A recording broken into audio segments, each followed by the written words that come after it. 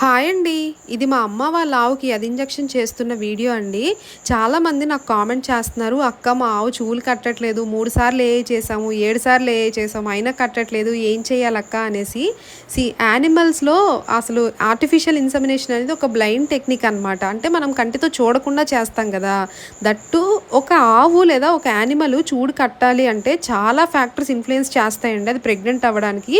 అందులో కొన్ని ఏంటంటే దాని హార్మోనల్ ప్రొఫైల్ ఫస్ట్ కరెక్ట్‌గా ఉండాలి. తర్వాత న్యూట్రిషన్ ప్రాపర్‌గా ఉండాలి. ఎనీమిక్‌గా ఉండకూడదు.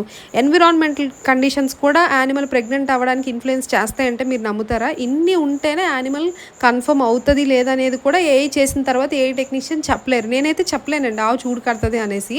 ఈ ఆవుకి మా అమ్మ వాళ్ళ ఆవుకి చేసిన తరువాత 21 డేస్‌కి అది ఎదకొచ్చేసింది. నేనే చేశాను మళ్ళీ.